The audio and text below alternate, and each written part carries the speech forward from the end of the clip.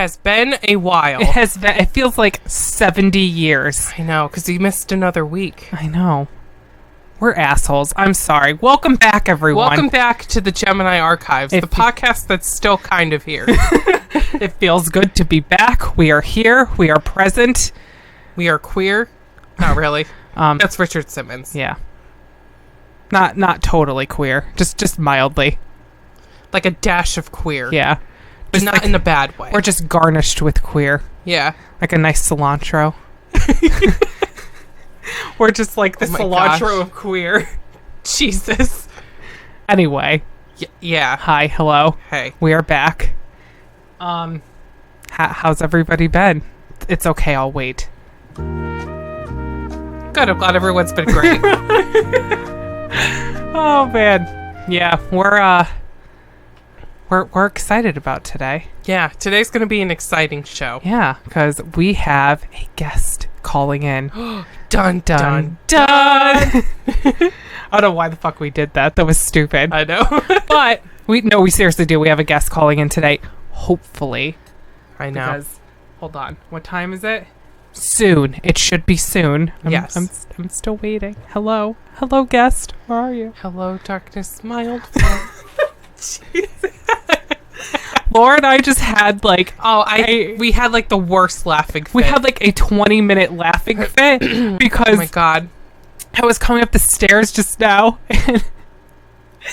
and Lauren yelled for me that I had a text and I thought it was important and I freaked out, and we have like a rug in the hallway and I fucking slipped on it. I heard her slip and I lost it. I was like, oh shit, and I slipped on it. Dude, I have been having, I don't know what is going on lately. Can I just tell you the amount of injuries, quote unquote, they're like little things, but it's been like consecutive, one after the other. This, like in the last 2 days. Yeah. So I thought my door was open all the way. I went to go walk out of it. Wasn't open all the way. Fucking bruised the side of my boob. I mean, to be fair, we have large chests. So, I mean, chest is a hard word to say. Chests. It's like I'm like skipping, like chests. You sound like a snake trying to beatbox. No, I know. So I fucking walked into that thing, and then whatever. I went to bed. I woke up. There was a huge scratch underneath my nose, like my upper lip. Yeah. I woke up. I had all this dry blood on my face, and I'm like, did I have a nosebleed while I was sleeping? And then I went to go rub it off, and I'm like, oh no, that's a scratch. Ow, ow, and it hurts like a motherfucker. Like I had to like wash my face last night. Mm-hmm. I use like, nobody gives a shit, but I cleanse my face every day. And when I use the stuff, it burned so fucking bad. I'm like, just because my nails are a little bit too long, I now have a huge scratch on my face. I don't know how... sorry. I don't know how girls can have nails that are so long. Because mine are like a quarter of an inch. It's like, I'm already like cutting myself. Like, I fear... An accident. I know. Like, I'm the same way. Like, if I had stiletto nails, I would probably injure myself. How do you wipe with stiletto nails? How do you wipe? If you have stiletto nails, please call in at 1-800 the Gemini Archives. That's 1-800 the Gemini Archives. Or email us at the Gemini... Let me try that again. The Gemini Archives at gmail.com. Please. Please. How do you wipe with fingernails that long? Like, we're genuinely curious. Like, does it... I'm making the hand, like, when you wipe. Like, where does it go? I mean, it must feel good to itch your ass with a nail like that. Oh, but could you imagine how much bacteria must get under those fucking nails? God. Well, you have to clean them all the time. God, that's or so at least much... wash your hands. That's so much work. Do you know how much work it is to have long nails? Like, fuck that shit. I don't even think you could properly wipe with nails like that. I don't think so either. So, like, if you see a chick with long nails, she probably got stinky vag. Ugh. Or gross fingernails. Don't let her poke you. I know. Or put them in your mouth. It's like licking a toilet bowl. I know. Ugh. Anyway, we're germaphobes here at the Gemini Archives. Just, like, casually glance over at her, like, 1 gallon tub of just, like, hand sanitizer. I mean, I literally always carry hand sanitizer with me, but I got a new purse, and I forgot it. And I didn't have room for mine in my purse. I needed it, and I freaked out because I didn't have it because I forgot to put it in. I was like, oh my God, I'm going to have to go use a public restroom to wash my hands. I mean, obviously, but, you know, it's just like I like having my hand sanitizer, too, because it makes me feel clean and sanitized. Speaking of a gallon of something, when we went shopping this last weekend with our friend Allie, and we went to Michael's Crafts store, and for some reason, Michael's Crafts has, like, a gallon tub of glue, like Elmer's glue. I'm like, who needs that much glue? I mean... Or it's like half a gallon or something. Art classes, maybe? I mean, I guess. But you know there's some fucking kid who just is going to stick their whole hand into that fucking glue and just smear it on them. Or like a eat face it. mask. Or eat it. Or both. Did you ever eat glue? Never. I just did that thing where I put it on my fingers and then peeled it off. Oh, it's so satisfying. Oh my God. Yeah, I never really ate weird things as a kid, I don't think. I don't think so. We just ate in general. Yeah, well, I should say, like, things that are not edible. Yeah. Like, you know, I would put ketchup on my eggs when I was a kid, but that's as weird as it got. Oh, yeah, I remember that. And now I think about that and I'm repulsed deeply. But, yeah, I never really did that. But I know we went to Michael's because we wanted to peruse they have all the Halloween stuff out now, and it's never too fucking early for us. Oh, never. We went home decor shopping. Oh. And I bought like a, it's not really a doll. That wasn't at Michael's though. That was a different store. That was Home Goods. Yes. We went there too. And I bought like a witch thing, and it's like 2 feet tall. It's like a big old fucking witch. Big old bitch. Big old bitch. And she's not fat, but she's tall. Yeah. And she ain't thick. I'm like, Lauren. Sorry. And I'm like, I don't really need this, but I want it. Yeah. So I justified it to myself. Of course, like me and Allie being the terrible influences we are, were like, yeah, you should get that. Yeah, get that thing. Yeah, please. I got like a lantern thing that's like got bats on it. I didn't need it. I know. I have a fucking snow globe with an eyeball in it, and it's being held up by 3 skeleton hands. Why? Why do I need this? Because it was $15. That's why. It's beautiful. And like the dumbest thing we bought, but we justified it as we actually need this, is a fucking silicone mold of a skull head that you can make eggs in. Yep. And the eyes are the yolks, and like the rest of the skull is just the egg whites. It's called Funny Side Up. Amazing. Very funny to me. Ha. Yeah, so we got a bunch of useless shit. Well, Yeah. It wasn't useless. The way I justified getting the lantern, because there's like a battery-powered candle in it, I'm like, oh, if the power goes out, I can have a light source. Yeah. That's literally what I said to myself. And it's kind of true, though. I know. Because, like, if the power does go out, I could still see shit. Yes. Not have to use my phone flashlight. I know. It'd kill my phone battery. So, yeah, it was fun, you know? I love going, like, they put up all the Spirit Halloweens now, and... Oh, yeah. What's today? The day we're recording this is August 20th. I know. We already went Halloween shopping. We already went. It's like Halloween starts like, you know what? Halloween doesn't start any year for me. It's like I love it every fucking day of the year. Yeah. And I know that's just like a stupid thing to say because everyone says like Halloween is more than just a day. It's a lifestyle. It's like, all right, fucking Hallmark, get off your fucking high horse. Hallmark would never. They say that about Christmas. Yeah. You know? No, it's true. But, you know, it's like... it's all the mall gots of the world. Yeah, like, oh, it's the best time of the year. It's like, shut up. This is when I go home decor shopping. Really? I mean, we literally did, though. I mean, we did. But I didn't fucking put it, you know, like, put it out there for the world. Like, look at how awesome I am. Fucking love me, goddammit. You know, it's like, I don't care. Fucking look at my spider candelabra, which we actually did get. I did get that. A spider web candelabra. Because I need something to hold my candles. And I'm like, what's cooler than fucking spiders? And the candles, candelabra. the candles that I can't burn because this whole house is a fucking safety hazard. Yes. I was going to say shithole, but both are accurate. Yes. Shit can be lit on fire. True. It is not nice, though. Lauren. Oh, man. We have fun. Yeah. We have fun here at the Gemini Archives.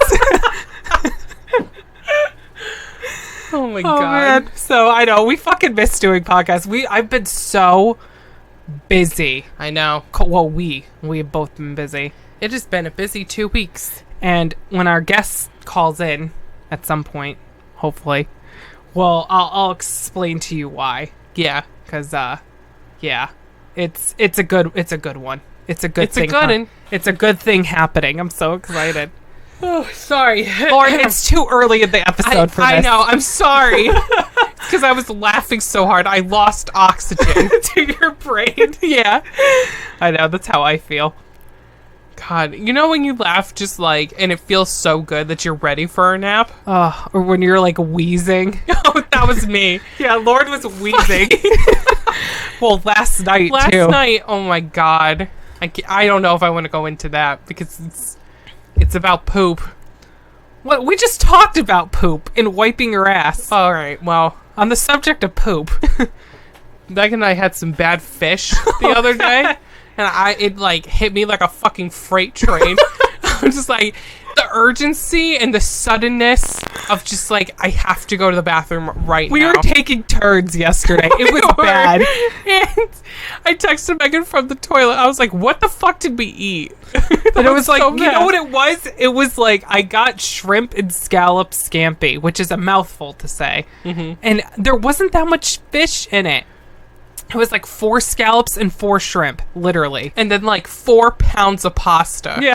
Literally, like 4 pounds of linguine. Yeah, which is kind of how I liked it. It was really good, actually. Yeah. It was very garlicky, though. Anyway, so side note, people who don't like garlic, literally go fuck yourselves. Garlic is the best. I'm not saying that because I'm Italian. I'm saying it because it's the truth. Except vampires. You're all welcome here at the Gemini Archives. Yeah, I mean, we'll keep the garlic away from you. Yeah. But... Anyway, else, inexcusable. Anyway, yeah. So I gave Lauren a bite. Oh, I gave you like a shrimp, I think. Yeah. And you gave me 1 shrimp and then not a whole scallop. Yeah, like half a scallop. Yeah. You ate 1.5 fish. I did, and my stomach went, oh my gosh. Oh, you're... Okay. Hold it right there. We'll be right back. We're recording. Oh, are we? Yes. I can't tell because you got the fucking laptop. Hi, everyone. We're back. We're back. Welcome to the Gemini Archives. I know, sorry, because before you called, we did like a half hour just like intro, whatever. That's the way we do this podcast. It's like 20 minutes of bullshit and then the rest is just whatever. So, yeah, so welcome back, everyone. We're here with our guest. I'm so excited. Our first guest. Insert applause. I know. So we have Mr. Chris Gamble on the phone. Say hi, Chris. Greetings, one and all. Tyrants worldwide and friends all about. To quote Macho Man Randy Savage, too sweet to be sour. Too hot to handle. Oh, yes. Oh, my God. We're so happy to have you on. I can't even express. Thank you. I appreciate this time. Well, we appreciate your time because you're our first guest. Literally, this is our what episode now? 14th. Our 14th episode. You're our first guest. Yeah. I thought you had. I could swear you had somebody, at least 2 other people before me. But no. Hey, what a landmark area. Okay, great. Yeah. Breaking a little bit of ground here. Yay! So exciting. So thank you for joining us. We're so happy. Yes, Chris, thanks for having me. Thanks for having me, Lauren, Megan. Thank you. Yeah, of course. And I think I talked about it on a previous episode before. I've been doing the Bloodstorm YouTube channel. I've been putting videos up, converting old tapes for Chris, and that's how we've met and become friends. And it's been really fun to do because ever since I started doing that, now I get all kinds of people hitting me up to just like, hey, can you convert this for me? But of course, no one is as prompt and on time as Chris, so I never do any shit for them. Yeah. So, everybody tells me like, oh, I would love if you do this for me, and it's like 6 months later, and I'm like, well, I can't do it if I don't have the fucking tape. So, that's true. Chris, the next day, he's like, all right, I sent it out, and I'm like, finally, somebody I can rely on. So, thank you for being reliable. Oh, thank you for being reliable. I mean, it goes both ways. It goes both ways, Megan, because, as I said, I'm not really, I guess, a big tech guy with computers and things like that. Yeah. I'm still radio and cassette still. And, I have all these videos. I have a lot of stuff sitting in my basement over the years, and a lot of it, I still don't know what I got down there. But, I'm just like, I would like to share these things with people. I've had people over time, people ask me questions about shows, or I met you here, I met you there, or just maybe to reminisce on something. I said, you know what, man, I like sitting and watching videos too, because I hate cable television anymore. It's just too politically correct. Everybody's easily offended. I'm not interested in beer commercials. I'm not interested in car commercials. I'm not interested in the basketball wives and all that other stuff. I'm just not. Yeah, same. So, I just figured out, I spent a lot of time watching old videos, and because I miss the old video days. It was a lot of fun. Yeah. And that's a time period. And, and I would sit there with my girls, and it just turned into, I'm like, you know what? I ought to just put my old videos that I got up and just, hey, man, the people I say that they're fans of Gorephobia or Bloodstorm, or even, the Absu days when I was sessioning for them, why not just put them up and just share it? I'd rather let people just hear things and share it. I mean, that's what the music is about. I never thought of it as a price tag thing. I thought, I'd rather have people like it and hear it and just enjoy it. It's true. I mean, that's the way it is.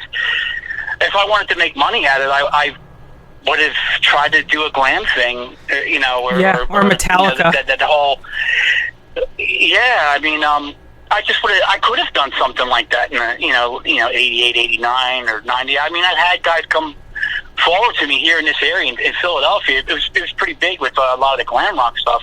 We could have Britney Fox out here in Cinderella, and there was a lot of like those type of bands out here. And we had a very popular club, Empire Rock Club, on the Boulevard, and it was very rare to have thrash shows there, but they had some. But that was kind of the hot spot for people. And at my age, at that time, I wasn't old enough to drive, and most of the guys or girls that were older, I should say more or less the guys that were older were more interested in going to the glam shows. I wasn't. I was, man, I need to see Nasty Savage. I want to see Voivod. I want to see all these bands that I love if they come around in the area.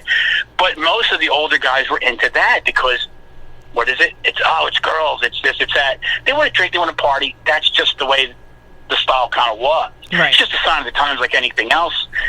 Things kind of like change, but they stay the same. They seem to run the same highway. But it's like, but I miss that stuff, the camaraderie of shows, watching videos, enjoying music and things, and that just, my energy level is more on an aggressive edge. Mm-hmm. I get off a lot more on aggressive content, and it's the same thing with movies and comics and all the artwork and things like that. It's just my energy level, I mean, but I still love rock bands and things like that. I grew up on a lot of that stuff, but like the sharing of music, I always thought was such a, I really consider it a sign of friendship.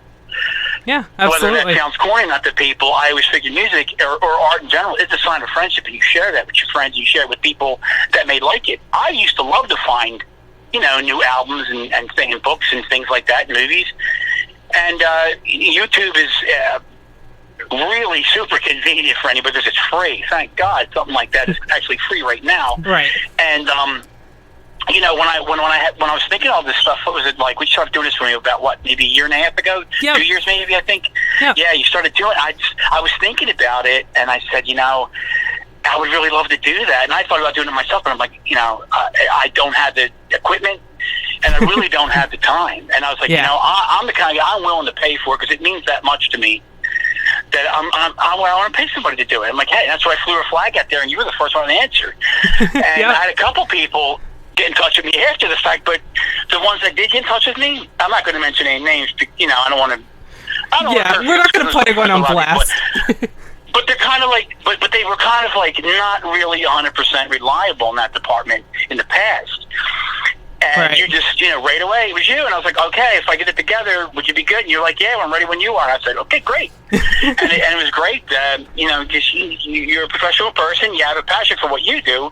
And your sister, obviously, you've got something going on good. And you're involved, you're interested, you're involved, and you do it. I mean, what else? It doesn't have to be like you're trying to terraform Mars. Yeah, that was like the nicest thing I've heard. Music. That's like the nicest thing I've heard all week. So thank you.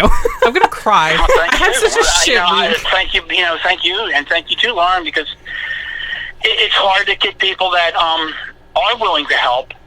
And I value time. I'm always that guy that I like to value time. And I know there's a lot of things going on in this day and age, and things do move fast. And I'm like, you know what? I'm willing to pay you to do it because I think it's worth it. Your time is worth doing it. So, hey, Yeah, definitely. You know what? You've directly funded the Getting the Fuck Out of Dodge Fund, so thank you for your contribution. Literally. No problem. And, you know, thank you both for doing what you do. Yeah, and you know what? I love doing this stuff too because we started doing it. It's funny, like right before you were looking to have someone do it, we actually started, or I should say I started converting our own home movies, you know, like things that my mom recorded. I was there for support, but I mean, I kind of helped. Lauren was there like to rewind the tapes. And, no, I'm just kidding. But yeah, so it is time consuming. Yeah, it is. Yeah, it is kind of time consuming. It doesn't take that long. It's just the longest part about it is letting the tape run through to record. So like the way I do it, it's like you have to basically watch the entire tape. So you have tapes that are like 2.5 hours long. So it's like, and that's one, and you give me like 7, and I'm like, all right, there goes my week. But it's like I could get it done. It just that's what takes so long. Because I mean, I also put them up on YouTube and everything, and it's fairly easy to do. Anybody that tells you like, you know, like, oh, it's gonna take me 2 months is fucking lying to you. Because 2 weeks. I had somebody take a year, and they had everything at their disposal. I still never understood why it took like 10 months to do a DVD when you already had everything converted. I just couldn't believe it. He needed like a 10-month nap and then like 2 months of preparation. I mean, I don't. I know people got things going on. I do. I get it. No, I get it. No problem. Things happen. Things come up, man. And life is life. You have to have your moderate conveniences. They have to be there. It's just realistic. These guys that run around, I live in a cave. I don't have no lights on. They're full of shit. You know. Oh, I'm sorry, Alan. The cursing. Oh no, we swear all the time. You can curse all you want. Oh, okay. It's horse shit. You know, you still need to eat and, you know, fucking run your house and eat, you know, just do things like that. I mean, things come up. Yeah. So it's like, my always thing with people was just tell me. Don't get a guy in the middle and tell me this one's working on that one and I got this guy working on that. Oh, I said they never contacted you, never called you, never told you this or that. No, you were the guy I talked to. You put other people behind it. How am I supposed to know? You never told me. Well, exactly. So you sit and you wait, you know? And you know what? That's why I never did that to you because, well, I'm, you know, I think I've talked about it on this podcast before. I'm an artist and I take commissions and it's a lot of, oh, I want you to draw such and such for me. Okay, it's this much, whatever. And then it's like no one, I never hear from them again. It's like, hello? Yeah, like crickets. Yeah, it's like, hello, are you gonna fucking pay for your shit? Because it's like, people want me to draw it first and then they want to decide, but it's like, that's not how this works. You pay for it and then I do the shit. Like, this is, you know, it's like, money is exchanged for goods and services. That's what capitalism is, so, you know? This planet's, but you know what, dude? My friend, this planet's wired the way it was long before all of us heavy metal rock and roll people came along. It was set in stone a long, long time ago. Mm-hmm. It's the way it is on this world. Do I like it? Not basically, no. But what are you going to do, man? These are the cards I'm dealt with. I'm here on this planet right now at this time.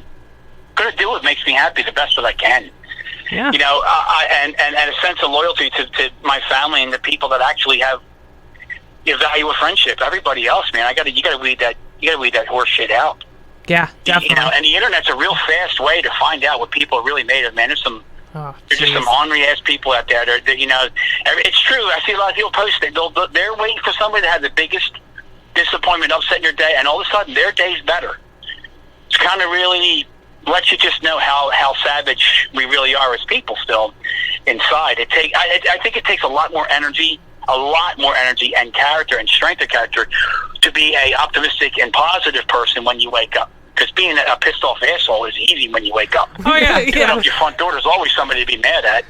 Yeah, I'm the epitome of pissed off asshole when I wake up. So you really, like, if you wake up in a bad mood, that's it. Oh, that's the day. Yeah. Well, no, me specifically, Megan specifically, it's bad. Especially if you're hungry, because Megan gets hangry. Which is like, if she doesn't get food in 5 minutes, she's ripping down walls, she's yelling at everything, and I'm like, did you eat? And she's like, yeah. So Lauren, are you the battering ram? Is that what you're trying to say? Yeah, basically. And I'm like, all right, go eat something. And then she's like, I'm sorry, I had to eat. I'm literally like, I'm the embodiment of a Snickers commercial. Like, yeah. You know, it's like, I need to eat. otherwise I'm Well, gonna then be Joe Pesci. Yeah, I'll be Joe Pesci. Joe Pesci. That was the best one. Oh, dude, it's so funny. So Yeah, if you're gonna be anybody, be him. yeah. Oh, Oh dude. my George God. Carlin's got it right. George Carlin said he just looks like he can get shit done. Yeah. Oh yeah. If you're gonna have an attitude, have that one. Joe Pesci. Oh man. Yeah, right. Yeah, so I know I get really pissed off easy. You know, I try not to be, but you know. I mean, you usually aren't. It's just when you're like Just specifically so hungry. Yeah. Oh, I know. It's And that's and again about that aggression thing. I mean, and just off that topic, it's one of the things I learned about from Venom early on and from Motorhead. When you got those two things, instead of like wrecking the neighborhood or beating up on people or committing crimes and just going out and just doing things that are basically just going to your life's going to stop because you're going to wind up in jail, and then the things that you want to do now you can't because you acted like a sick animal. Now you're going to be in a cage. right. It's better to focus that thing and put it into something of an artistic nature. You got to turn it into something. It's like what's that? There's a tale, and my head's spinning right now a bit on all these things because that's what I do. But there's a tale that it's I don't know if it's an Asian or if it's a Chinese or a Japanese tale about how the peacock eats the poison eggs, and it kind of kills the poison. It's like I wish I knew where that saying came from, but I can remember something like that. There's some kind of tale or a folklore or a story or something to that nature where the peacock was supposed to be like a poison nullifier. It's like the animal basically swallows the poison egg of the snake, and then and it comes out beautiful because of the peacock. It just so I just try to think. I'm like, well, you could take something negative like that and put it into your writing or your artwork or your music video, whatever it is that you're doing creative, a hobby, anything, building a car, putting goddamn pipes together and making water work, whatever it may be, harness that thing and make it work for you. Because just being if you're going to be a pessimistic asshole all day and look for people to just fall apart and pick at, you're really wasting your time here. Yeah. You're really wasting your time here. And, but that's how I look at things. Right. But have I wasted time? I have, sure. I mean, I'm 47. There's been plenty of times I've wasted my time. And it's usually like anybody, it's with people. You trust somebody, you open up to, you waste your time, you got to learn. It's like, okay, I got cut and bruised and beat up on this, but I'm going to get up and fucking shower, change my clothes, and, Yep. And then walk out the door again and you start anew. You have to. Well, yeah. Otherwise, just end your life. Yeah, just end it. If it's really that bad, just end it, man. Yeah, that's pretty much what I had to do because, well, it's funny. It was right around the time that I messaged you about, like, hey, I'll help you convert these tapes or whatever. I was in a place where it's like, we're going to get real for a second. I was in bed for like 6 months. Okay. My boyfriend passed away. You know this. I talked about before, but my boyfriend passed away. Yeah. I was so devastated. I couldn't even shower some days. I was so upset. And then it's like, finally, it's like, all right, I got to fucking pick myself up and like, I remember that because I had to do a lot of shit for you. It was horrible. Like, you literally could not move. At least you were there for her then, Lauren. Yeah, I mean, that's a nice thing about having a brother or sister. I'm lucky because I got a brother, one older brother and 3 older sisters, and I learned a lot more from my sisters. Not so much my brother, but he's still my brother. But he had his own stuff to go through. But at least you were there for her. Yeah. And she did. Something. She did a lot for me, but then at some point it's like, all right, I can't keep doing this. I'm not getting anywhere. Right. I'm like, I gotta pick myself up, and you just happen to be like, hey, do this for me, and it's like, all right, it's something that I can do, and at least I'm not like spending my day like in bed fucking miserable and crying and whatever. Sure. So like that helped me a lot. That's why like I'm very grateful too, because it's like you kind of helped me like pull me out of that when I thought I was going to be fucking sitting at the bottom of the pit forever. So thank you for that. And, oh, I just fucking banged my elbow on the table. I saw that. Funny bone. I'm trying to be fucking serious, and it's like, nope, I'm just going to keep beating the shit out of me. You're just going to keep injuring yourself and scratch the other side of your lip and fucking... I know. That's my day today. That's your mate. That's your mate telling you it's okay. Get over it. It's okay, hon. I'm still here. Yeah, pretty Maybe much. that's what it is. Yeah, it is. It's like, Give me okay, a you're nudge. fine. But yeah, I know it's great. It's all great stuff. And speaking of Asian folklore, so I think I should have prefaced with this, but for anyone that doesn't know, Chris is in Bloodstorm, and he was in Gorephobia and was in Absu for a time. So Bloodstorm is putting out a new album soon. I don't know when, but soon. And neither do I, but we're working. We're on the 4th song right now, as a matter of fact. But go ahead. Yay! So, no, I just want to say, if you wanted to talk a little bit about the new album, because I know you told me a little bit about it, but not much, so I know it's like a concept album, though, right? I kind of I try to do things of that nature because I was always so deeply into Voivod with all their conceptual albums. I just love, because the music and the image and the sound, the lyrics, how they were, their look, everything was a nice big story, and it was right there. You can hear it, you could see it. It was a tangible thing. I love it. It's and it's in a unique way where they do it. What did Away say? He said it was like he lived next to a factory, and it had all this machinery sound. And it would kind of like, where they lived, it was real industrial. And he said he would take a creature was making those sounds, and that was changing the world. How it would, be really kind of gloomy looking and things. And he came up with a really excellent landscape of music and idea. And I loved it. I was fascinated by that stuff. I was a big Dungeons and Dragons player when I was a teenager. Yes, I had all the D&D stuff, and I love it. Yay! I don't care. That makes me happy. Yeah, that stuff was fun. It was fun. It was a separate time. It was something else to listen. It was better to do that, like I said, than to go and bust windows or something, Oh, yeah, definitely. And me and my friends, and even the girls' neighborhood, we used to sit there and we'd do that for a while, and then... Because there was enough garbage going on outside. Right. It's like you didn't want to be in that, man. You just didn't want to be in it. And we didn't have instruments or nothing like that yet, but that was a great outlet for us because we just kind of all had that.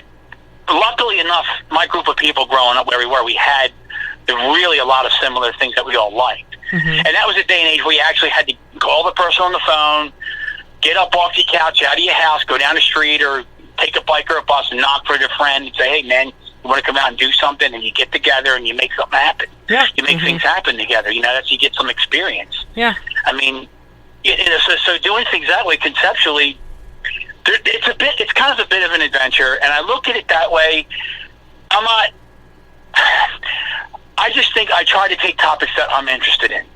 Right. I'm very interested. I'm very in tune throughout my life with the occult. It fascinated me a very long time ago. I find it a very obscure and kind of an undiscovered way of thinking, and for the most part, for most of my life, until I really got involved reading and practicing some things. You have to if I'm going to get into it, you got to do some legwork and really know what it's about. What is your mind made of to do this kind of thing? Are you serious about it? How do you feel when you do these things? And I see why a lot of the most serious practitioners of the occult, they would write things down and kept journals. They did things because that is how you kind of like learn. You got to remember what you do and how you feel.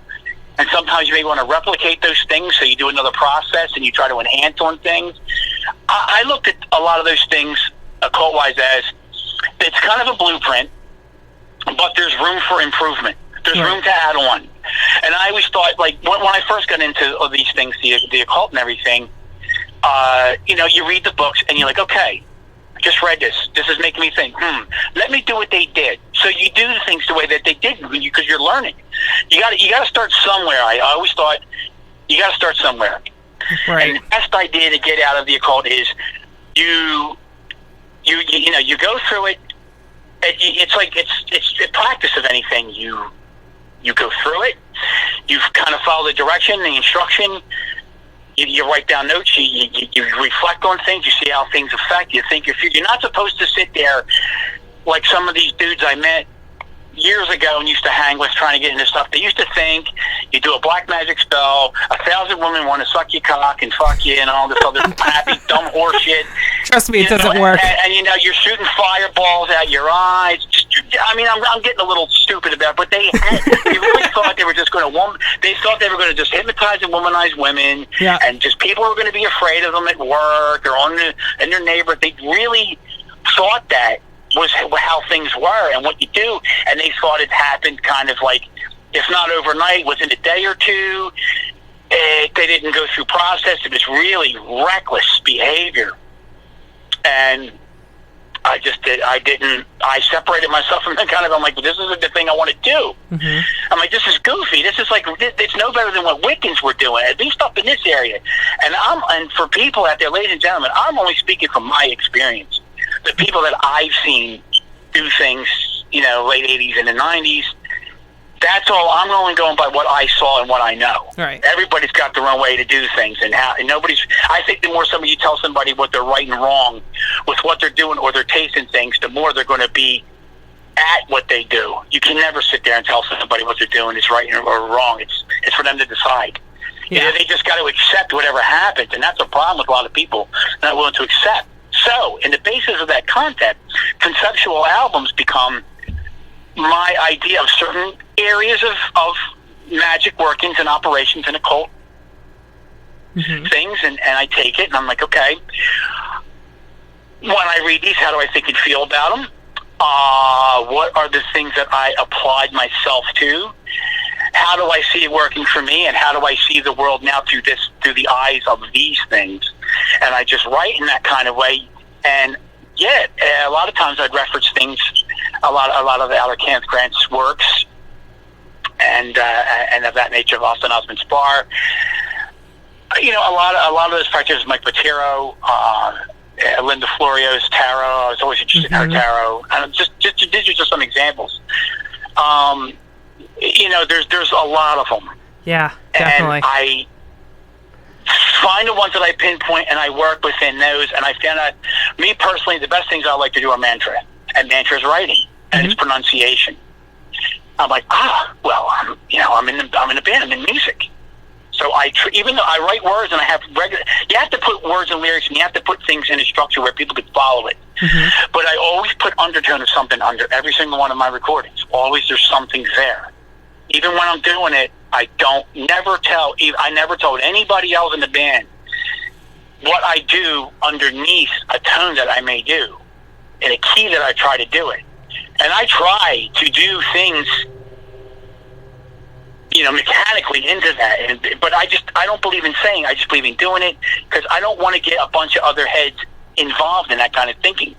Because it's a lyrical thing. It's a thing that I'm doing. I don't want to pollute anybody with my thinking. I don't want to pollute or influence somebody too much on my energy, because I believe everybody's energy should be absolutely fresh and renewed every day. The invigoration of that. Mm-hmm. That's just my opinion of things. And a lot of times when I write lyrics and do albums, a lot of things deal with my way of thinking in a magical content, the things that I practice, how the world has flown in this day and age, and how it comes back to me, and how I harness it and use it again. You have to be able to keep going in that way. That is like one of the most insightful ways I think I've ever heard someone approaching music ever. Wow, that was a loaded answer. But, I didn't learn that all on my own. I'm thank you for saying that. But who else is like that? Is Prosecutor from Absu's like that. Mike Browning from Nocturnus is like that. Mm-hmm. I know those guys are like that. I've worked with them. I know they have that mind frame, and it's great. And it works with them. I'm still pals with them today. I love it. We can talk this stuff a lot, and we do. And it's great. But so this album, I've done it. In Gorephobia, I was young. We started in 88. Alex and I started in 88. We had two other members. I was just playing bass there. We had a singer, this Kevin, who actually, was mental, and he actually wound up dying at a young age, drugs, and, I started out then. And a lot of my lyrical influence, besides Voivod and Celtic Frost and stuff like that, was actually the first Carnivore album and Necrophagia Season of the Dead, because I was highly into the way those albums were done. Because Peter Steele was a wordsmith with a lot of that stuff in Carnivore. He was absolutely brilliant with that album. Yeah. Lyrically, it was brilliant. And I thought, with Voivod and Necrophagy with the horror movies, Celtic Frost with the mysticism, Nasty Savage for the aggression, Motorhead and Venom's here with all the power and energy wrapped up into one ball. It's like I felt like I can't lose. I thought that was my concoction, and I rolled with that. So I do all that. I'm sorry, I took a sip of Pepsi here. I know I'm airing myself out. So I follow that way because that's the way I know. And I like quoting people. It's Susie Quattro quote. You only really know what you know. That's all you got to hold on to is what you are. And you got to use it. That's what you use. That's what you do. And there's room for everybody. There's room for everything. So I try to run with things that way too. I mean, I'm always still trying to learn from a lot of other people and a lot of other different directions. I mean, if I thought I knew everything, I wouldn't want to come off like this arrogant, dick. Well, that's the thing about now. Everybody thinks they know everything, and I'm the best, and everybody's an expert. Yeah. Yeah, the internet. You're an expert overnight on any band.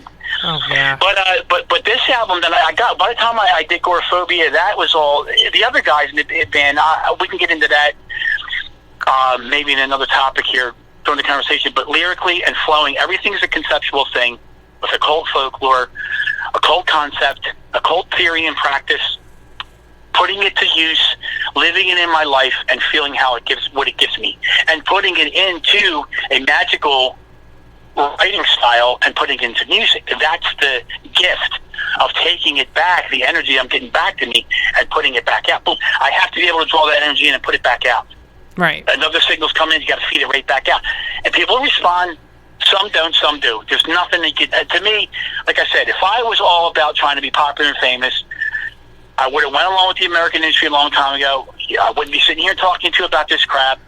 I could have been lucky and been in one of those Poison bands or Britney Fox or something like that, maybe a long time ago. But look what happened. It would have been short-lived. I would have sunk myself into something I really wasn't into. They all have plastic surgery now. I probably would have, and I might not have touched music again, maybe. Who knows? But I didn't. I was like, I don't need it. It's not my energy level. I don't need that. That's not me. So doing all that in Gorephobia, I try to roll with it. I try to make it work. I always think of the band as it's everyone involved. It can't be about one guy. It can't be about two. It's got to be about whoever has an instrument in their hand, putting that music out. I don't care if they're not writing. If they're in that room learning the music that you're writing and playing it with you, they're a part of you, man. It's the whole body. It can't be one guy. If it's one guy, be a solo artist, for God's sake, man. Well, thank you for saying that. It's all about you. Because I feel like that's the problem. I've dated a lot of musicians. I'm friends with many musicians. Yes, that's what they all say. It's like, I'm not getting any say in this band, and that's why it doesn't work. No, the worst was my ex, who I recently just got a relationship with. He was in 15 bands, and none of them worked. And it's like, maybe you're the problem. And like, he's like, oh, well, was you're this right, person? You're right, that Lauren. person? Yeah, it's like you're not happy. Yeah, it's like you're the problem. And it's like, of course, me being like the nice girlfriend I was at the time, I'm like, well, I'm not going to say anything because that's what he wants to do, and he'll figure it out. But he's never going to figure it out because he's so dense. He's so fucking stupid. I hate that guy. You were trying to be supportive.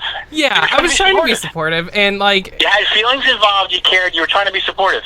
Yeah, and like, I wasn't always right either. My wife, she'll tell me. I mean, I get a little bit, stuck in my own closet, with things. But she understands, and it's not a problem. And that's why I have the life I have with her. It's good, but yeah, when you go through that many people and that many problems, the problem is the guy. And you're right. You can never tell that person. But be a guy or a girl or a girlfriend, you can't tell them. You just can't. You can't tell that everybody in your family. You have to let them. You have to let them fall on their face and figure it out. You do. Yeah, that's what I always say. You have to let them do it. I know. That's what I said to Lauren. I'm like, because you dated your ex for like 7 years, and I'm like, I tried to tell her like when they first started dating, I'm like, please leave him. I'm like, please, I don't like him. He's not good to you, blah, blah. But, like, she had to figure it out for herself because it's like, you know Well, what? it only took him cheating on me, like, 7 times and then admitting to one of them for me to be like, all right, you know what? I need to leave. Yeah. So yeah, fuck that guy. I'll tear him limb by limb if I ever see him again. And I've said this on the show before. I'm going to talk about this someday in depth. Because I literally put up a post about it the other day on Facebook because I was like at like a low point. I was just like, I can't with this guy. He makes me feel fucking miserable. He's not in my life, and I'm still like upset. So I'm like, I need to reach out to someone because I only talk to Megan about this stuff because I'm like, I don't like people go through breakups all the time. So it's like, I don't know, like, who I should, like, reach out to or, like, you know. And I'm like, well, I need to talk to someone else. It got real. Yeah. Sorry, I know. I didn't mean to take it there. When I went through marriage, it's okay. Yeah. Well, like I said, Lauren, you know, we're human beings, man. We all go through something. We all got some kind of a sack to carry sometimes, and it's usually a bag of rocks, and it holds you down. And yeah, it's like Prometheus. You're constantly pushing the boulder up the hill, but you're sliding back every time you push it. I mean, you know, right. I don't know, man. We all got to handle things the way we're going to handle them. At least, you know what? The best thing you could be is an ear for somebody. Sometimes, you know. Yeah. And sometimes, I went to a therapist after I had a couple of relations. I was like, you know what? I'm going to go and talk to somebody that don't know me. It's like talking to a Vulcan. I try to look at it this way. I mean, my science fiction terminology, and here we go. It's like talking. I was like, I need to talk like a Mr. Spock. Somebody just doesn't have no emotional content, logic. It's just your brain. You're talking to your brain without the body and the soul attached to it. Mm-hmm. Just to say, here's what you're saying. This is the reason why. You know, calm down. We're emotional creatures, man. We are wired that way, and we are wired to worship too, which is another reason why I think. Yeah, and going back to weighing you down like a bag of rocks, he was like a bag of dumbbells, honestly. He weighed me all the way the fuck down. I know. It was terrible. Like, some days maybe it's one like... day he'll figure it out, but you don't need to be there to, you don't need to be there to be wounded no more. Yeah. Listen, it's better you find out now than it's 8, 9, 10 years. It's never too... You have to look at it like it's never too late. The fact that you took care of business and you let it go, you just cut the power, man. You just cut the power. Think of it as... all right, I'm going to be a little harsh. Sometimes you have to think of people as they're like cancer. When they're negative and they're toxic energy, you got to cut it out. You cut them out. Yeah. Mm-hmm. You go in there with a scalpel and you cut them out from your body, and you let your body heal. Have you ever thought about... What do you do with the tantrous coomer? You put it in the wastebasket that says hazardous material, toxic hazard, and you throw it away. You ever thought about taking up motivational speaking, Chris? I don't know, Megan. Some people agree with me, and some people don't. But I'm only going by, as I say, I'm trying to talk to a friend like friend. Right. I would say, if you're going to ask my opinion, I'll tell you my opinion. You roll with it, you go. If you don't like it, I'm not going to be offended. I'm not going to get mad. I'm not going to make a big tissue issue about it. And no, that's people. Sometimes you just talk about it. If the idea fits, it fits. If it don't, you say, you think about it, you let it go, you move on. But sometimes an ear is all somebody needs sometimes. That's it. Oh, yeah, definitely. That's it, man. It doesn't have to be nothing, it doesn't, I wouldn't try to be a therapist or none of that. I only know it works for me, man. And I'm lucky. A lot of times it does work out, but I'm the kind of guy that I'll do things until the very end where I have no other way to think about getting something done. And then if I can't, it's like, okay, hey man, you know what, it was nice, but you know what, we're better, we're done. Whoever it is, if it's a friendship, relationship, it's like, okay man, I'm not the person for you. Good luck to you, man. Take care. Don't bother me. It's okay. I won't bother you. Clip, bye. You cut the fucking power, and that's the end of it. Yeah, and you have to. I think with age too, like, you get more like that, because when you're younger, you're like, oh, these people are gonna be my friends forever, and now I'm like, I will drop someone if they just look at me wrong. I'm like, goodbye. I really don't care anymore. Like, you're not serving my life any purpose. You're just making me aggravated. It's because we're better judges of character when we get older. Well, that's true too. You have more experience, and you're kind of like, oh yeah, I don't need this person, and that's kind of like why. We get enough things landed on us as time goes on, especially, a lot of it family, friends, relationships, we all do, man. And, and that's why I think, like, being artistic or getting into something that's motivated with your energy, take that shit in, eat it up like it's a poison egg, like you're a peacock, and spit that stuff back out, no color, a beautiful thing, and you laugh that shit off. Yeah, definitely. Because that is the best goddamn way to deal with it. I tell people all the time when you visit, I'm like, go home, get a tall drink or whatever the fuck it is you like to drink, and watch some Three Stooges. And just let the world go, man. Ooh. Just put it down. Oh, dude, we love the fucking Stooges. I haven't watched them in so long. I know, we haven't watched them in a long time. Me and Lauren, like, we just looked at each other like, oh, now I want to do that. We had that look of like, ooh, I like that movie. Now I want to do that because, well, last night I was watching a movie with Judy Garland in it, and I'm like, man, they just don't make them like they used to. You know, like all those old movies and TV shows, it's like from another planet. It's like where, like, you know what? Oh, I'm sorry. Go ahead. Funny you say that. No, it's okay. I didn't mean to interrupt you. I think the echo, there was a little bit of echo. Got cut off. Sorry. I didn't mean to cut in you. But no, it's fine. That's funny when you bring up the you know, that nobody's really like that with the old shows and you know, the live Broadway, you know, kind of like singing, dancing, musical, and the way movies were, and actresses and actors in movies. David Lee Roth took all that stuff. I heard this in one of his interviews, just for a fact. And you know, I was always, he's a great showman, but I saw like he said with the White Gloves, it was like a Disney thing, and he saw like, you know, all the old movies. He said his father used to take him, I think, to some movies and stuff, and his mother would think that, you know, oh, the dad's taking you to go see a kid show or whatever, and he said his dad would take him to go see like more adult movies, but back in that time, it obviously wasn't nothing X-rated, but more of the show type stuff, and he said he got a lot of that idea how they were, and but he's a high energy guy, of course, and he turns it into a big party. Oh yeah. But it works for him. But yeah, there's something to be said about a quality like that in the day and age. Artwork, music, the attitude, the way people acted. But then again, I mean, what if there was an internet back then, and things could have been sunk fast back then too? It's hard to say, but just the fact that the pure historical fact is it wasn't, and it was, when you look back, it's like, Jesus Christ, that was a nice time, man, you know? Yeah, even just like us, we were born in like 92, you know, like I'm a little bit younger than you, not much, a little bit. And, you know, I think about even then, the 90s was what, like 20 something years ago, and even that, I'm like, it was just totally different, you know? I know, we were like at the ass end of that era. Yeah, we were like at the very end of, like, you know, like you were talking about before, like go knock on someone's door if you want to hang out with them and go play until we did that as kids. Yeah, because we did that all the time. Go outside. Yeah, and I think we were the last generation that, because like the generation after us, like they grew up with iPads. Like that's so bizarre. Like if I had an iPad as a child, I would be a fucking asshole right now. Like I don't even know what I would, like I wouldn't want to talk to anyone. Like no, I have my iPad. Like why do I need to talk to people?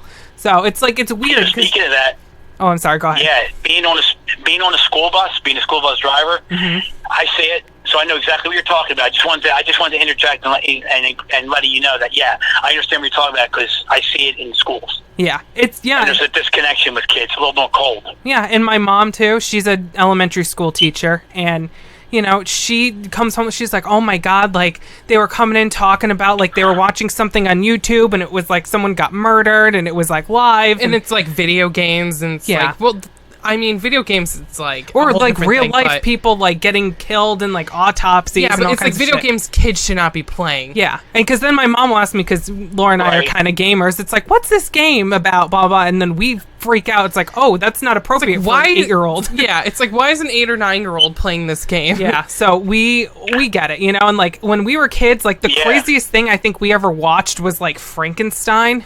Like that was because my grandma. Was it Boris Karloff Frankenstein, like the old, like black and white? Yeah. Because my grandma was big into like all the old movies, and like around Halloween time, my like mother too. Yeah, she would play like Frankenstein. We watched Dracula, you know, Bela Lugosi's Dracula, like all the fucking classics, and we thought it was cool. Did she get into that? Which one? Hammer Horror. Into that TV show? I think so. I don't really remember. Remember Night Gallery? Like I was telling you about Night Gallery? That was one of my mom's big things. She used to like watching that. See, my parents hated like Twilight Zone, and they did not like Rod Serling at all. So I loved the Twilight Zone, never was allowed to watch it. I would have to I had a TV in my room when I was 9 years old, so I would after I pretended to go to bed, I would close my door and sit right on top of the TV, 2 decibels above mute, and fucking watch the Twilight Zone.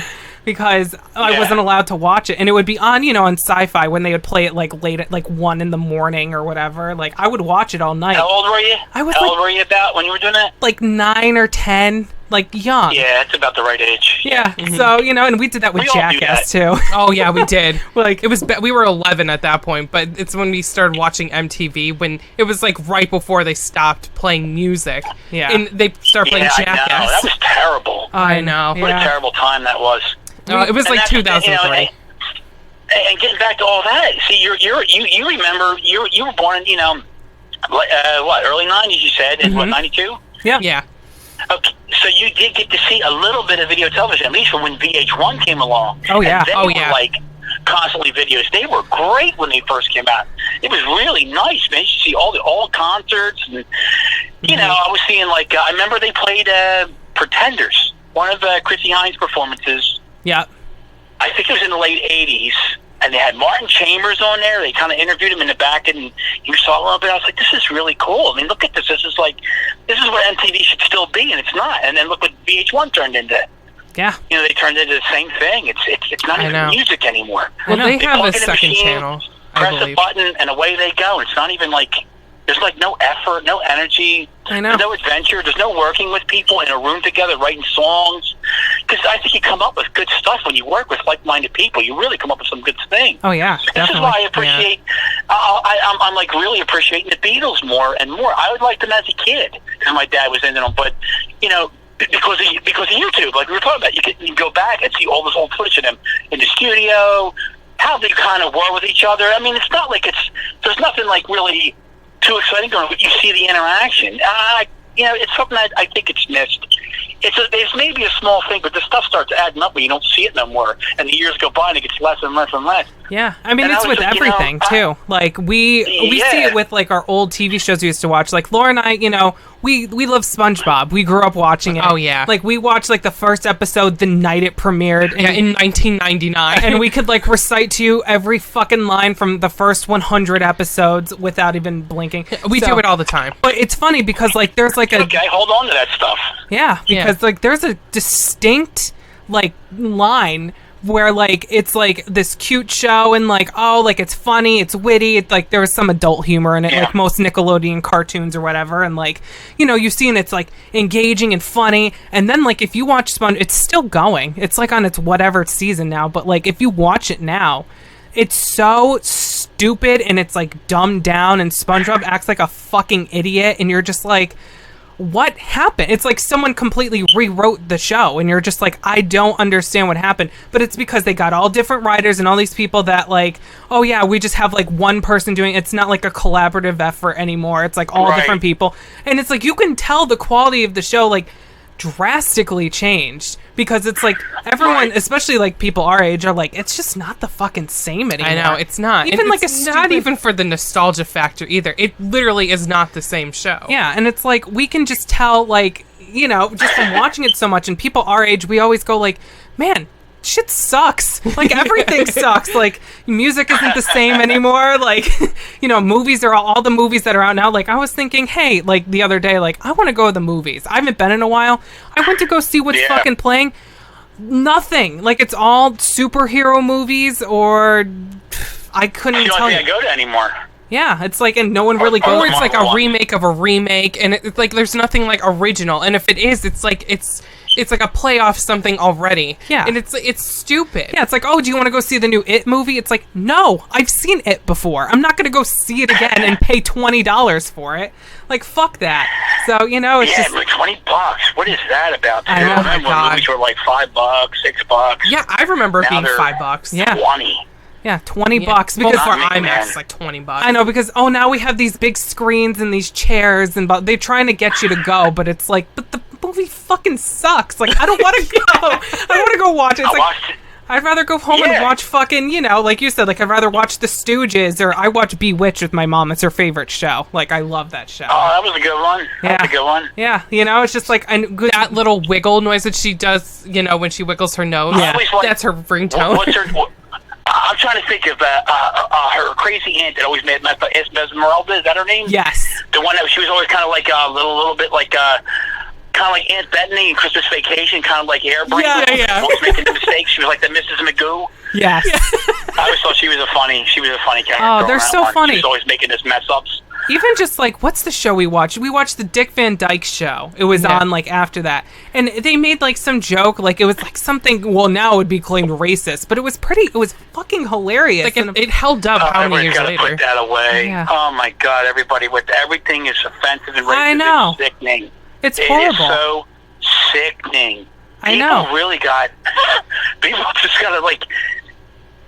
It's like, isn't there better things to worry about what everybody is thinking, that you're going to be this, we're going to be this euphoric world, and everybody's going to be the same, and we're all mixed, and this and that. I'm sorry, but it doesn't work. If it didn't work in the past, it ain't working now. The more you're trying to make people, compromise what they are as a person. Right. And you're giving up family, you're giving up what makes a family, being the togetherness, friendship. The more people put attention on race and religion, the more people are going to sit and have a field day with, make a problem with it. I'll generalize it that way. So they're going to turn it into a problem. Right. The more somebody pays attention to something, the more people are going to turn it into a problem because they feel like they got a cause. Which to me says they don't got nothing fucking interesting to do with their own time, but to screw around with everybody else's life. Well, that's what I'm nothing. saying. At the end of the night, it's like, if you're interfering with people and you're trying to be politically correct or you're whatever your agenda is, and you try to push with people, at the end of the night, you got to say to yourself, is it really changing anything? And the answer is no. When you ought to put that crap away, and the next day just worry about yourself. Yeah, and you know what? Worry about yourself and start worrying about what everybody else is thinking and feeling next to you, above you, below you, beside you, across from you, whatever the hell it is. Worry about yourself. Be the best you can be. Do your best. Be accountable for what you do in your actions. Don't start blaming God and the devil, and it was a bad cop, and it was this black guy, that black. No, horseshit. It's you. Yeah, and you know what? It's the choices you make. See, that's a Lemmy thing. It's true. Yeah, and it's true. One of the Lemmy things, I love that guy. He said, he's like, hey, man, I am nobody's responsible for what I do. No God, no devil, no. I'm responsible for what I do. And I'll answer the questions, and I'll deal with what happens. It's me. I'm the guy that chose to do it. Right. I ain't blaming anybody else. I'm like, see? That's it. That's all it is. Lemmy is God. But no. It's somebody. Yeah, I know. I always thought. In my generation, for me, it was always him and Bon Scott and Kronos and and later in life it became Chrissy Hine, Joan Jett, Susie Quattro. They all went into that thing for me because I see those things, and I say those three women because to me, knowing their back history and everything, and when I did, being able to read about them, read their books, interview stories, I'm like, they kind of remind me of a little bit of how my sisters were. There's a little bit of that, and a lot of it is how my neighborhood thinking was, and it's a fresher opinion than the normal guy, and it's coming from a woman that doesn't worry about their gender, deals with the crap from both ends, and does their own way and pays their own thing and doesn't hold anybody accountable for what they do. They do it on their own, and it's accountable. And I find if you're going to have a role model of a woman in music, that's because that's my area, that's the field I'm in. I look to them three because I think they're the best about themselves and what they do. It's true. And you know what, too? That's how I look at it. Yeah, like getting back to people getting so offended, but it's like, here's the thing, I understand. Don't be a fucking asshole. I get it, okay, maybe I shouldn't say something blatantly rude to someone. I get it. But the thing that boggles my mind is that people feel the need to be it's almost counteractive or counterproductive when it's like, I'm going to be an asshole to you because you're not being a nice person. But then that makes you the asshole. That's the thing that boggles my mind. Is like people think they're entitled to just throw their opinions all over the place. It's funny because it's going full circle now. It's like they're like people who speak out at other people to be politically correct to the point where it's now it's looping around where it's not even politically correct anymore. I know. I'm like, what the fuck? Nothing makes sense. Life is a paradox. Fuck everything. It don't don't need to be complicated, I don't think. People they choose to be real complicated. But in the field of music and things that I'm doing, I have to look at my heroes in music and take it in and somehow turn it into a song. And I guess getting back to more of the album stuff, like those are just the everyday quality energy things that I learned to take in, use with what I put myself in an operation, kind of eat that up, regurgitate it back out into an artistic form. I have to use it. If I'm going to have to eat the dirt, I'm going to have to turn it into a flower, and music's going to be that's going to be my flower. Right. Flower is pretty, whatever, but analogies. But we love them. I guess so, yeah. By the time going through Gorephobia, I took a break. That's when I really got more into the occult. Is in '93. I said, okay, working with these guys, it ain't working. There's not enough money for them. They always want something more, but they piss it away on drugs and alcohol and hookers. I'm like, I'm not these guys. I can't be with these guys. Right. They really don't care. It's a big game. It's all a big fun joke, and they're willing to take people's money and not do the right thing with it. And and I wind up I was always the one that kind of had to handle things, which I didn't mind. My only problem was when it came time for somebody else to back me up with it, I didn't get it. So I became the black sheep, and I'm like, okay, you guys got all the answers. Make sure I get credit for what I do. Make sure Alex gets the credit for what he did. Make sure just whoever got credit gets the credit they deserve. If you're going to do anything old, that's it. You don't need me. Yeah. See you guys. You got all the answers. You go ahead and do it by yourself. I'm going to roll my way, because I am not going to be changing what I like to do because you guys want to be the next Lenny Kravitz and Pearl Jam and Nirvana and Stabbing Westward and Alice in Chains. You guys want to be that. That's fine. I ain't. I ain't doing that. Yeah. There's just no way. There's no way. I'd be wasting my time. I'd be wasting your time. It can't be about money and contract. Oh, and you're going to tour and you're going to get. It can't be. If you don't, here's a good analogy from Paul Stanley. He tried to tell Gene, and I'm not quoting the guy. I'm going by what I remember. What he said basically was, Gene. Basically, he was saying like Gene was all about lights and show and explosion and this and just a big carnival, 4th of July, big bang shoot up spectacle. Right? Oh, make the, he said, like, oh yeah, we're going to make a cake this big, it's going to have this icing on it, and we're going to decorate it with this, and shoot all. And Paul said, yeah, well, you know what, that's nice, Gene, but what does the cake taste like? What's it made of? Are we going to like it? Are people going to want another slice of this cake? Basically like that. It's like, see, that's the thing. You have to have real content underneath of what you're doing. Right. Because you're planting flowers around a pile of dog shit. You leave the shit there, but you put flowers around it, dog shit's still there, ain't it? Yeah. It's a good way of looking at it. It doesn't matter. Yeah. You got to scoop that crap up, you got to clean it, you got to regrow. You can't do that. Fucking man. To me, you can't. But like I said, to me, that's the way I look at things, and that's how I operate. It's got to be content. It's got to be the thing that pulls everybody involved together, not one guy. Whoever's involved. If it's a 3-piece, if it's a 5-piece, it's everybody together, a band together. You're making this music together. Yes, there's probably a main, I wrote all the lyrics. Yes, okay. But that's because everybody else said, oh, you got great ideas. When I was glad for that, I was happy. I'm like, I'm glad you guys like this. Oh, you got great ideas. Writer. Okay, great. But I can, I want to make music too. I want to write. But that became the problem towards the end of that, because what I liked, it was horrible. I don't know what I'm talking about. I'm into garbage. It's outdated. Nobody plays like that anymore. The only guys that play like that are people that can't play. They're talentless people. And I told them all, I said, I'm telling you all now, this is going to be the future, because this isn't going to go away. This is something that is actually going to stay, because it has something in the core of content, something really solid inside of them, there's a good bone structure to put on. There's a good skin to put on that bone structure. Okay, that's why this is going to work. Nope, I don't know what I'm talking about. I'm like, okay, you guys got all the answers. See it. So I took a break. I went into a lot more occult studies. I did a lot more, reading and doing into that. I'm like, I'm going to harness.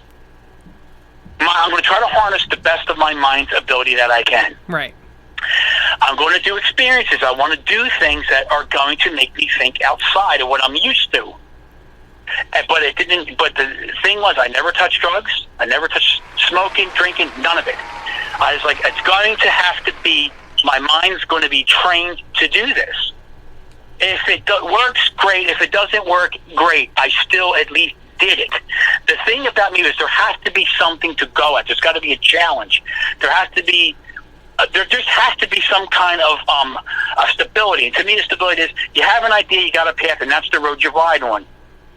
Every once in a while, you got to, put gas in you got to put gas in yourself. You got to, you have to do things. You got to go through life, but you always come back onto that road and you keep going. Finally, you hit your destinations, okay? And you keep going. It's got to be, you got to have something like that. So to me, it's like I'm going to have structure and ordinance of some kind in me. So that was the way I did it. I thought that was the best way to. I'm going to just pave a new path and put it into music form. The way that I wanted Gorephobia to be is what Bloodstorm turned into. Yeah. Because the direction I wanted to go with Gorephobia is what Bloodstorm was. But in my vision only, because nobody else from Gorephobia was with me going into Bloodstorm. It was just me. Mm-hmm. But I'm like, okay, now it's going to be me doing all the writing in the beginning. So I was like, okay, I'm going to pick up the guitar. I'm just going to start writing. All these guys told me, I'm a mediocre bass player. I'm really not good. I'm so replaceable. You ought to watch yourself. You can be easily replaced, et cetera, et cetera. This is what they used to, all them guys used to say to me back then.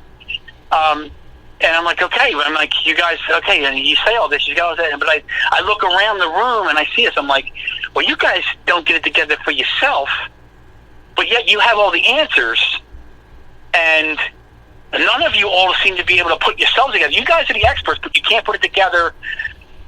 Two of the other people that are, two or three of you other guys, somehow I can't do it, but you guys can. But then again, there you guys sit, you don't come up with nothing, you argue. So what's the fucking point? Right. It's like, okay, there's got to be a middle ground, and we got to find one thing, and we got to roll on that. We have to roll on the thing that's going to make the energy level work. The other things will probably come. Nope, I didn't know what I was talking about. But okay. So I turned it into Bloodstorm, and I just kept things conceptually that way. I spent 2 years just doing the cold. Just doing it. That's it. Writing music on the side, lyrics, but a cult. That's it. That's all I wanted to do. And I used to work night work, so I didn't see anybody until the weekend. So I just went through practices and books. I was like, okay, I would read a book and say, okay, this is the way they said they did it. So I would do it. Reflect on it for a few days, few nights, months, whatever. Go through the journal, and then redo it again, but in the way that I think it. But I would add other things. I would take other things that I was interested in that I think linked to it, and so I just did it that way, and it turned into Bloodstorm. And as the years went by, everything stayed the way that I wanted it. I said, I mean, what am I going to do? It's true. What the hell else am I going to write about? I mean, it's easy to pick and write punk stuff, and easy enough, I think. But that was a time period, and it had its place and time and place. I think that's anymore. I've seen things on that. Just on a side note, even that's weird. That's changed the whole way people look at punk rock. It's like, I wasn't a punk person growing up, but I looked at it way differently. Obviously, people think too hard about it. Yeah. Just aggressive, rebellious music. But anyway, I'm like, well, that's what rock and roll heavy metal is too. It's just we're running in the same direction, going for the same thing, just done a different way. I think of it that way. I agree. So yeah. So as the year goes by, I'm keeping the idea. And I've had people come and go over the time working with me and everything, and it's not by my choice. That's just my idea. Yeah, I want to be a band. I want to be a group effort. But as time goes, I'm 47 now. As time goes, people's lives change and they move on. Yeah. I guess people didn't think they were going to make money with me and everything. I'm like, Listen, but my thing I always say was, I never put you in a position where I would make you want to. I would try to convince you to do something you didn't want to do. I would ask, hey, do you guys want to do this? If the answer is no, sorry, man, we can't do it this time. It's got to be about everybody's feeling. My thing at the end of the day is, if we're making good music together and we like what we're doing and we go and we put it together, when we're playing in the practice room and we have a good time, and when we're ready to record it, we have a good time, that's the thing that I value. Because you're making a moment in time with those people and you're putting it down. It's history. Shows come and go. Fests come and go. And the way that fests come and go anymore, it's a goddamn one-day spectacle, and it's over, and everybody's got their phone up in the air. Look where I'm at. If you're not here, you're a fucking poser. You're not here at this show, blah, blah, blah. Oh, bravo. Here's your fucking goddamn golden cookie. What else do you want? Oh, you're at a fest in a show. Aren't you cold? You've seen this band that they're so cool. Oh, bravo, bravo. When you wake up the next day, what happens? You gotta start all over again, which is fine. I like shows and into it too, but these people, it's like everybody's a poser. If you can't do something or be something where somebody else is at all the time, you're not true. You're not true. Yeah. Really? Yeah, that drives me nuts. If your definition of true is, you have to have everybody's value you. What's the word I'm looking for? Worth. Jeez. I know what you're saying. God, I'm blacking out here. Validation. You have to have everybody else's validation on your position, on where you're at, and who you're with, and well then, that's not a lot, because everybody does that. Everybody's got something. Everybody's got something. Yeah, and you know what? Why can't you just be happy with the moment? Why can't you just be happy with the moment? You share with your friends. It is what it is. And you move on, man. Not everybody can do everything everybody else is doing. Not everybody agrees with what everybody else is doing. Yeah. You just got to do for you in March, man. And some people are going to dig it. Some people aren't. You can't make it a big issue. You know what? I stopped going to a lot of shows around here because that's what it became. It's like, oh, just show up so everybody can suck each other off or whatever the fuck. And it's like, it's not enjoyable for me anymore because it's like, it's all bands that I've seen before mostly. And it's like, okay, like, yeah, I like your band and I support your band, but I can't realistically go on a Wednesday night at 9 o'clock 3 hours away to a show. And it's harder being a girl going to shows, too. Yeah. This way, let's think of it this way. As a guy, as a person that in a band and doing these things, I think of it this way. Working with some people that do shows, promoters, sometimes these guys, some of them, it's almost like their stunt is how many, in quote, old school thrash bands can I get on the bill with one original member, just one, as long as it's one original member with that logo put on there, and who gives a fuck how it runs and the time and the price it is? Look who I got on my bill. Yeah, but it's really not the same band. It really don't sound the same thing. Some of them do it. Some of them do. Not all. Some of them, they do it. And that's fine, and I understand that. But the promoters turn it into, it's about them.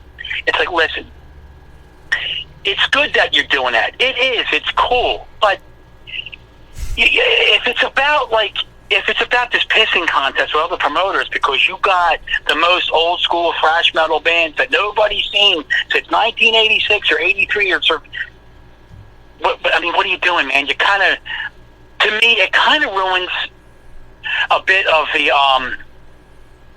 adventure, a bit of the adventure of it. Yeah. Like, let it be about the people interacting with the show you're putting together, and let the bands be able to like play it like a real set, not 20 minutes, and your sound's cut because this other local band played past their time, but they're my buddy's band, and I let them play an extra half hour, and all that other. It's like, yeah, but the one that you got billed, now you're pushed them back, their times are cut, the equipment ain't there. That happens so much. It happened to me a lot. Yeah, and especially around here too, it's like you get one big name, but there's like 6 openers, and like shows in general around here, like I don't know about like, whatever, other parts of the country, if it's different or not. I'm speaking from, like, personal experience. Like, even just, like, what were you saying, Lauren? Like, just being... just, like, being a chick going to a show, too. Yeah. It's like you got all these dudes questioning you, like, well, are you here for dick, or do you really like the band? It's like, why am I going to fucking answer to you? I know. Yeah, it's terrible. Like, we always get questioned, like, well, what's your favorite album? What's blah, blah, and I'm like, why didn't you ask that guy what his fucking favorite album is? Why don't you start with Lamb of God? I'm like, why don't you fuck off? Yeah. Like, I've been through that phase, you know? Like, I literally had a guy one time at a show, I was wearing a Friday the 13th shirt, and he told me I had no right to be wearing that shirt because I wasn't born the year it came out. And I'm like, okay, so maybe I shouldn't be... How ridiculous it is? Yeah. Yeah, and I'm just like, oh, maybe I shouldn't listen to Mozart because I wasn't born 300 fucking years ago. I'm like, go fuck yourself. Like, leave me alone. It's like all these pretentious, like, douchebags. Yeah, I don't get it either, and I totally get it because, like, I see all these shows that come around and I see it all over Instagram and all over Facebook and everything. And then it's like, I go to the show and it's like 6 people. And I'm like, they're making it like a bigger thing than it is. That's part of the problem is because they spam the shit out of that show. And everyone's like, I'm not going. Like, you just keep talking about it. It's like, I don't want to go to this shit. Yeah. That's well, for me anyways, that's what I do. It's like stop annoying me and trying to get me to go to the show because you need people there. It's like, if it was a good show, you wouldn't have to beg people to go in the first place. Like the event on Facebook, every day they're posting, don't forget to get your tickets, don't forget this, don't forget we still exist. It's like, a good show, you wouldn't have to promote it 100 times a day. Yeah, like maybe once a week, be like, hi, hello, this is happening. Or especially closer to the day, I would say. It's just like, it's too much now. Like, the other thing, too, is like, there's so many that happens because there's so many other bands and, like, copycat, this and that. It's like, hard to keep up with everybody. I can't keep up, honestly. I've been listening to Led Zeppelin for, like, 6 weeks. It's like, I can't keep up. I understand. Well, that speaking of doing stuff like that, that's one of the reasons why. Because I had people say to me, "Is all you listen to are girl bands and girl rock bands and Susie Quattro?" I'm like, no. I said, here's my logic of that kind of thing. Whenever I get into like writing mode, or I know an album's going to come up, I try not to listen to my really highly influential bands during that time period, only because.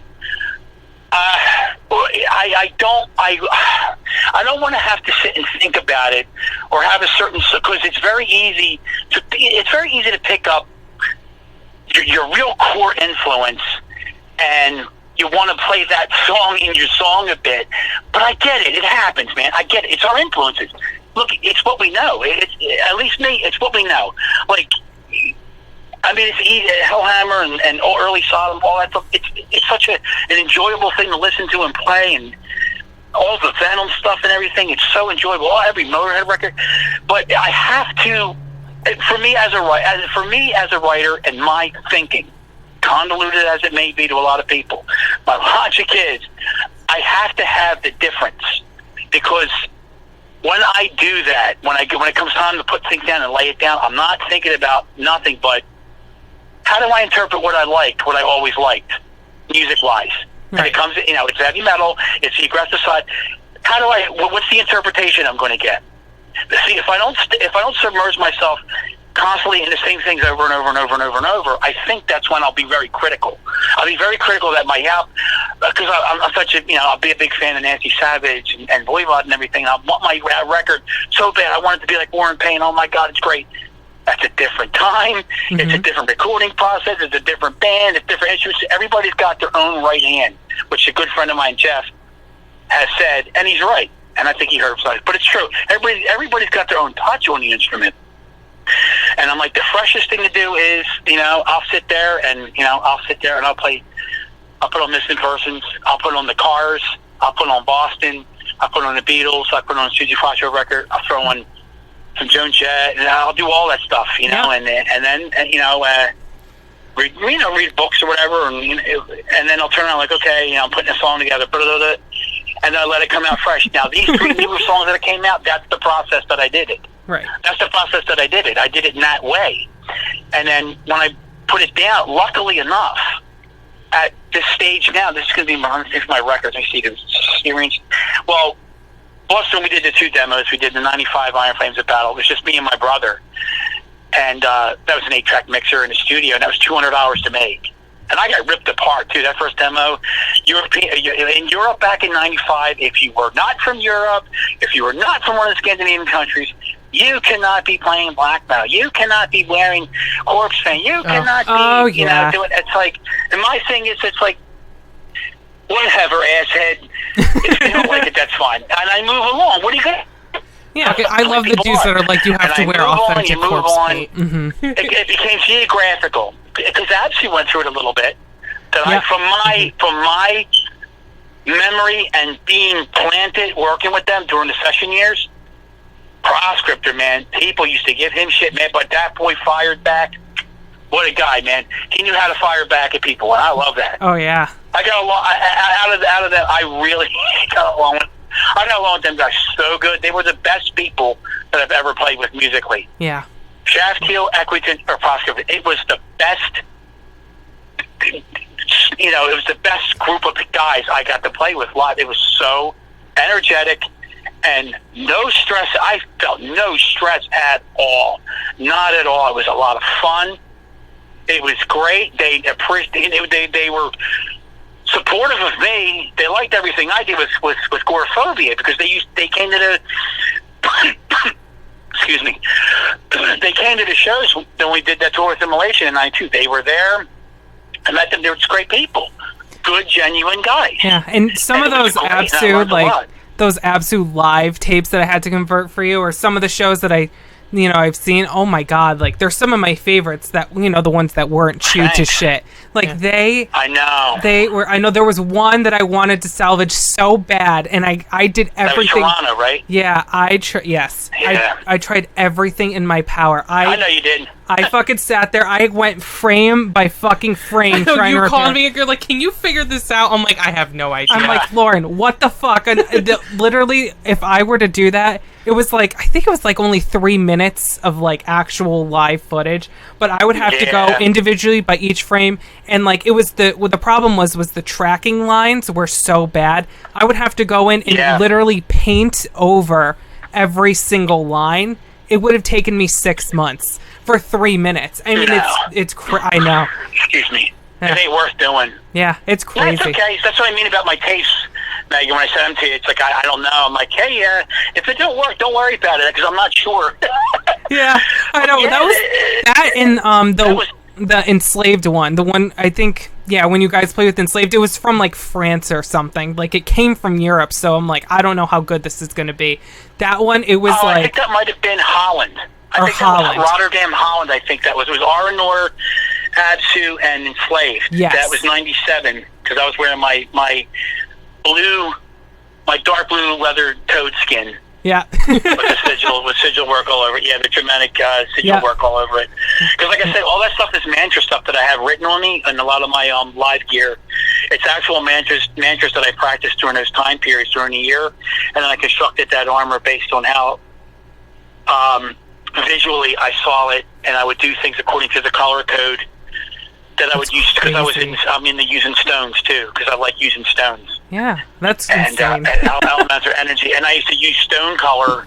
I would try to get something stone color wise into the outfit somehow. It would be usually a solid color. There would be some color, a hint of something in there that was in line with the stone element I was using, and that's why I intricately did all the leather working that way. And I actually my cousin helped me make those. Yeah. All the leather work. The 95 one with the black shoulders and the bicep arm pieces were made. My cousin had a tailoring shop in Belmar, New Jersey. Her name was my cousin Charlotte, and she had leather sewing machines. And I had all these ideas, and my ideas came from Conan the Barbarian, the real Conan, by the way, Arnold Schwarzenegger. Yes. There's no other replacement. Sorry. Agreed. And Mad Max, and the first Hellraiser movie. Oh, they were the things that kind of influenced me visual-wise. They always did. But all the sigil work on each one of the outfits was according to the time period, how I worked and how I did things, and that's why a lot of those things look that way and turned out. Because I used to get questions sometimes. Hey, what are you doing here? What's that? And it's funny. Time changes and time periods are fun, but the working of it was done in that way. Each thing was specifically done occult-wise, because, like I said, that's the thing I'm into. That's part of the core of what makes what I do me. Mm-hmm. I like things visually, lyrically, musically, to all be one thing, and energy-wise. Otherwise, it wouldn't be the way I would want to do things. Right. Because that's the energy level I have, and I really got to express it the best when I started working with Absu. I started putting that stuff together when I was writing for Bloodstorm, because I was writing the Bloodstorm's first demo just before I went down and started working with them guys. But my cousin helped me put all that stuff together, and that blue one that I wear in that video you're talking about, mm-hmm. I did all the sigil work and everything down there in Absu's rehearsal room. I had my book with me, and I had my paints and everything, and Equitum was sitting in the chair too. He's like, "Hey," he's like, "Yeah, dude, that looks pretty cool. What are you doing with that?" I was like, "Yeah, I'm putting the sigil work around and everything." This is what I'm. He's like, "Fucking awesome, man." He's like, they were like, "Your cousins do really great work." You know, and Prosper was like, "Dude," he's like, "Mazzaris, that's superb." In the proscriptor manner that he did. Yeah. Chapfield Mike was like, "Dude, that's fucking pretty badass, man." So I worked on that one down there with them, but I mean, that's because I remember I always liked. I remember watching those, and I'm like, because I thought, like, I didn't know those were made. I thought you, like, bought them somewhere. I'm like, where the fuck did he get these? And, like, especially back in, like, what was it, like, the early 90s? It's like, where the fuck in the 90s could you find something like that? That's crazy. I didn't know you made all those. That's awesome. Yeah, except the chainmail shirt. I bought that at a Renaissance fair. And some of the what was the belt? I think I made... Oh, the loincloth I made. The belts, the bull belts, actually, that kind of stuff, that comes from my stores. Yeah. Battle shops and stuff. Leather pants, obviously. But, like, all the sigil work is hand-painted stuff. That's crazy. I figured if I'm going to do this, I'm going to do this the way that, how I write lyrically. I'm going to do this visually. I'm going to do this energy-wise. Everything's going to be put together in that form, and run with it that way. So I've always been that kind of guy, even when I started Gorephobia. Now, granted, when I started Gorephobia, at that time period, I was one of the only guys that was wearing spikes and bullets at the time period again. A lot of people were giving it up.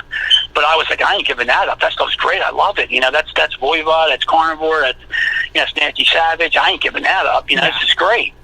That's my mind frame. I'm still like that. I still do all that, but as time goes on, like I said, I started working more in mantra, and everything now, it's vocally. It's in words. It's in my pronunciation when I do things. Now I'll do things that way. Yes, I will still always do things sigil work-wise. When it comes time to make new things and do things new, I'll do things that way. So after, before I worked with Absu, I spent about probably 6 months with Demonic Christ. Mm-hmm. Working with Demonic Christ, with Dana, because I was really good friends with Dana. I'm still good friends with her to this day. Dana was always the real deal. Yeah. I always thought she was the real... I'm like, you could tell because she's trying to... It's about music. She didn't stay with Toccata because, I don't know, I should not speak for her, for the record, everybody online. I don't want to speak for my friend Dana. Yeah. But I'm only going by what I know of the history. It's what I know of. Yeah. And how I know her. She knew that they weren't that serious and they didn't have together, so she didn't, want to do Mythic. She wound up doing Mythic, and then that didn't hold together. Now she did Demonic Christ, and she's tried, went with that. Mm-hmm. And she's still doing it, but it was a lot of people. It's had an awful lot to say. But when I went down there and worked with her, I'm like, she thought I was originally supposed to be a rhythm guitar player for her. Yeah. And because at the time John Vasana was playing bass with her, and they were dating, and this guy Dwayne was playing drums, and Dana and I were talking, and she liked what I was about. I liked what she was about. I'm like, I get your style. I'm like, you know what? And because I was burnt out with all the guys up here, I'm like, I'm tired of dealing with guys because they just have they're assheads. They're being assheads up here. Everything it's a stupid pissing contest, and that was back then. I'm like, working with a girl would be a breath of fresh air, and she was. She was, but Yeah. she was in a relationship with John and everything, and you know, it got a little strained, you know, and she had to do what she had to do, and we were working. I was down there, and I just started playing guitar, and she thought I was going to be like this Yngwie Malmsteen guy. She said to me on the phone, she's like, "You're going to be like Yngwie. Don't worry about it." I was like, Dana, I just started, man. I'm really not. I was like, I want to try it. I'm willing to work with you if you're willing to work with me. I said, I'd like to try to do it and work with you. I said, but because I had no ties up here at the time. Yeah. And she was the first person I was talking to who was looking for another guitar player. So I was like, hey, you know, I was like, I'm willing to try out. I said, I'm not, you know, I just started playing guitar player, but she knew who I was and what I did. So she's like, yeah, come on down. So I went down, and I wasn't an Yngwie yet. I was mediocrity squared at best. And I was learning the first song she showed me was We Have Risen. And we were learning it. I kind of got it. But then Absu called me. I got the call from Shastiel, from a friend of ours that knew Equitant. I knew him from writing a little bit through Equitant. And a friend at the time was writing to him, and Equitant asked him about me. And he told me about it. I said, I would love to work with Absu. I was like, those guys are, they're into the same music I like. They have the same kind of, you know, lyrical contact and ideas, and I like the occult mythology. Mm-hmm. I like that. That's what I wanted Gorephobia to kind of be, you know? I was like, yeah, these guys are, and I talked to him at first, like, yeah, I'll talk to them. I talked to him, like, you guys are great. It was like talking to boys from my old neighborhood, in a sense, it was. Yeah. They liked the same things. They liked what I did. They were talking about things that, I did with Gorephobia that they pointed out, and I was like, wow, they paid attention. And it's nice when somebody, if you can, you know, make music and somebody remembers anything that you did, especially when you're doing something live. Records are always there, but if you remember for things you do live, that's like, to me, that's an extra bonus. Right. So they did. And they pointed out, I was like, wow, this is great. They really, they do like what I'm about. They know what I'm like live. Oh, this is great. And because nothing was really happening with Demonic Christ yet, like with that, I told Dan, I said, listen, this is opportunity. I want to take this opportunity with them. She goes, well, you know, I might not wait for you when you get back. I said, you have to do what you got to do. Dana, I said, you got to do what you got to do. I said, because these guys are ready. I really want to do this. Yeah. She goes, yeah, you know what? She goes, honestly, Chris, she goes, you really are more of an individual for me. She goes, I kind of feel wrong keeping you back because I think you're better. You'd be better on. You're a kind of guy that's better doing it on your own than being under my wing or anybody else is doing it. So she was very encouraging to go ahead and work with Absu too. See, that's a friend. Yeah, that's a friend, and that's somebody that's kind of stuff I didn't get with Gorephobia. Yeah. Over all those early years, I didn't get that. I got, you can't do it. You're not that good. Horrible. I got nothing but negative. I'm like, oh, okay, well, you know, that's why I laugh. I'm like, fuck, well, then I've got all the answers. You know better than me. Goodbye. Just make sure I get credit for what I do. Yeah. End of story. I'm not gonna wrestle and fight everybody about it. Right. It's done. Yeah. I'm going to move on. That's the thing you got to do. Yeah. So I'm like, and my attitude is the Motorhead. I'm like, listen, you got to do it. You just got to. You got to stay on your path. You have to stay on your road. You got to keep riding on it. You know, you get to where you get to, and that's it, man. It's an adventure. It's just an adventure. And if it's just you on the adventure, then so be it. But Amen there is to other that. things in your life you can have around it, you know. So then by the time I worked with Absu, I got all that done. I sessioned. There was a time period where it was, I think it was discussed with them that they were thinking about maybe having me as a permanent member. Mm-hmm. Now, I'm not 100% sure, but there was one conversation talked back to me, and I believe it was from Proscriptor, if my memory serves me right. Usually Russ had to be he was the contract negotiator. He was the guy that Mike didn't want to deal with it, and I don't think Ray really wanted to handle it. Ray was a very, very nice guy, very nice guy. So Russ had to be he had to be the voice piece of business. So he told me, he's like, you know, you're great, you fit with us, you know, you're wonderful. We love what you do, we love what you're about, but right now with the contract, we kind of want to stay a three-piece and see this out. I said, no problem, I understand. I said, I'm here to work with you guys. I'm not, you know, it's not about me. It's your band. Would I join you guys? Yes, I would. But, you know, if you don't, that's up to you. I mean, I'm just glad you like me enough and I'm part of it and I'm your friend. I have something I can be proud of what I did. And that's it. That's all. What am I going to do? You know, I ain't mad about it. It's not my band. Yeah. You know, you guys hired me out of faith and confidence, and they gave me a lot of faith and confidence. And so did Dana, and so did Mike Browning, too.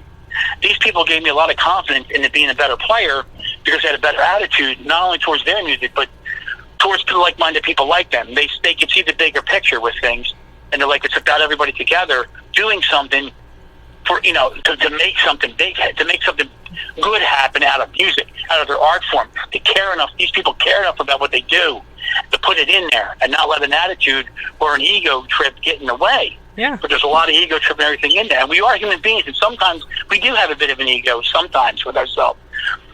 But in the occult training I did from 93 to 95, strictly just occult, I had to learn a lot of the occult books and a lot of the things I was studying, right? You have to let go of that ego. And that was really a deep understanding. You have to erase yourself to build yourself back up out of the pure white noise of chaos. You have to let yourself blossom. Wow, that was a very that was a very hefty answer, but you know we have like 2 minutes left here, so yeah. Oh, I'm sorry. No, it's okay. No, I looked at the time. I'm like, oh my god, we have like 2 minutes left.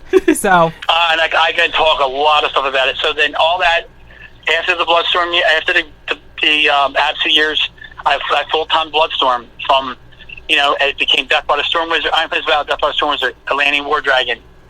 Pestilence the Dragon Star, Ancient Wraith the Q, and then there was the weird break there. I was going through members and everything. My brother was not playing no more, and Jim was out of the band. And it was Chuck Thomas and myself.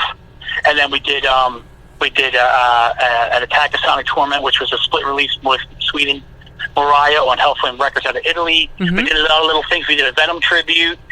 Then we did Syrian Storm with the Necroharmonic Records, and then there was another break again, and then we did Stellar Exorcism, and now this one coming up. I don't have a title for it, but 3 songs I got written: the Penaggalan, Nefarious Pact, and Chaotic Exile, which is based on the story of a woman who always is critically judged, mentally abused, shunned from society, her family, anybody that she loved.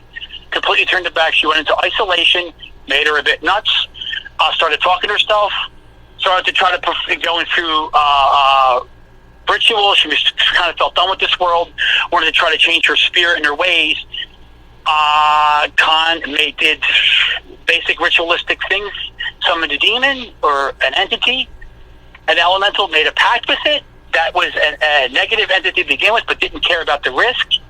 Took the risk anyway, broke the pact, and turned her into a horror creature for eternity, and has to deal with the inner workings of her unchained, kind of like a profound, aggressive, throw all caution against the wind nature to try to make things better in this life through aggression. And it turned her into a horrid creature. And the folklore of a Penaggalan is very, very grim and horrifying folklore. A creature that it turned a woman. I mean, it's an undead woman. I mean, the head separates from the body at night as a vampire. To me, it's the worst. It's the most horrific vampire depiction there ever was as a child. I'm like, that to me is the most horrific folklore vampire legend ever in Polynesian. Oh, absolutely. All this Southeast. It's never been really popular. I always thought it was the most horrible looking thing. To me, it was the most horrific thing that could change a person into the most ugliest thing about themselves inside through their whole life comes into a manifesting physical form without no caution, out of pure vengeance and not getting the result they want, and then the worst is still yet to come with them. And they got to travel as that horrific emptiness, eternal hunger entity the rest of their life, never being fulfilled as a human being, but now never being fulfilled eternally as another entity, still trapped here. You heard it here first, folks. Oh man, I know. I'm so looking forward to it. The 3 songs are up. I put them up on the Bloodstorm YouTube channel. It's Bloodstorm Official Web Cult. That's the one. There's like 70 different Bloodstorm channels because there's a Bloodstorm video game. I'll link it below in the description. We'll we'll put links for it, and Yeah. go check it out. There's so much cool shit on that channel that I'm putting up. Not just, I mean, it's Bloodstorm, Gorephobia, Absu stuff, and then there's like, you know, other things like Tank and Warlord. Yeah, a Susie Quattro interview that got taken away a long time ago. yeah, because hasn't been taken down yet. posted- No, nobody has taken. You know, actually, I read on her post real quick, and she there was a girl, Veronica, that as part of their club or whatever, put up thousands of video footage, and people reprimanded her and gave her a hard time. And Susie Quattro got on there and said, "I have no problem with anything that you've done," and supported her. Wow. That's the kind of person she is. That's another reason why I love somebody like Susie Quattro. Yeah. It's about people loving and being a part of her music and loving what she does and getting off on the energy. She's like, I'm here to entertain, and if you're entertained by what I do, I love it. Fine by me. So she supports. She doesn't mind people. Yay! And Yes, love Miss that's Susie. another reason why I love her. Yeah, but all right. On that note, we're gonna close this one out. Thank you so much. Oh my God, I felt like death metal story time. I know. I can probably talk another 2-3 hours about a lot of other things. So if you ever want to have me on, Yes, I'll definitely. be We'll talk definitely have to you you back on. girls. Yeah, we would love to have you back. hopefully all you people. Oh, thank you. I'm happy to be a part of your show. So thank you for having me on here as your guest. Of course. I really appreciate it, and I hope there's some more success, and I hope people can tune in. And please, yes, by all means, feel free to come and visit me, the Bloodstorm channel on YouTube. Mm-hmm. There's Facebook pages. You can contact me on Facebook if you have any questions. This release will be self-released because I don't think anybody is coming forward to say that they're interested in putting anything out, because Barbarian Wrath Records, I think, may be done because Hartman's got very seriously ill, and he can't do it anymore. And that's it. I think that is done, and his poor wife Cheryl is left trying to take care of a lot of things. So I think I'm going to have to do this record on my own. Unless somebody comes forward and wants it, I'm all up for a licensing deal. But I am paying for everything, and it's being done my way. Good. If you like it, thank you so much for supporting me. If you don't like it, sorry, but life goes on. Yeah. It's freaking time anyway. Yep, I hear I'm that. not offended.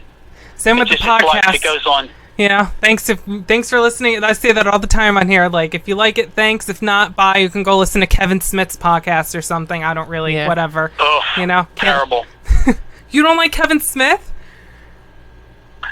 No, because all he does is he praises DC, and he kind of always bashes Marvel, and I always thought Marvel has better characters. Good but point. that's another topic for another time. But Yeah, I grew up with Marvel characters. All right. We're gonna close this off. Usually we close off. We will pick songs and interject them in the episode. So since you're our Thank guest, we'll let you pick the song Put this the new week. 3 ones. Huh? Take the new 3 one. Take the 3 new songs you can use. You can use those. Okay. We'll put one of those in. Okay. Maybe Howling Void of a Stellar Exorcism you can use if you want. Death Thunder for Hustle the Dragon Star. But the three new ones, definitely. Okay. Yeah, we'll put them more in. than happy to let people hear that. We'll put And one Jim of them Rowe's in. doing the drum work. It's all being production. The engineering is Jim Rowe. He's doing all the drums, and he's also doing some lead work on the songs with me too. Awesome. There you go. Sweet. All right. Well, thank you so much for joining thank us you. for this, and we'll have you back definitely soon. And enjoy the song, whichever one I decide to put in. I don't know. It's going here, right here. Thanks, everybody. All right. Thanks, everybody. everyone. Thank you, Laura. Nice to talk to you for the first time. I And know. thank you again, It's like my we friend liked Megan. each other's stuff on Facebook, but we never actually physically talked before. Yeah. Well, I'm a gabber, I know. Yeah, I know. Oh, no, we Listen to love this it. one. Trust me. Thanks for listening to me. Yeah, Yeah. of course. But all right. We'll see you next week, everyone. Hey, bye.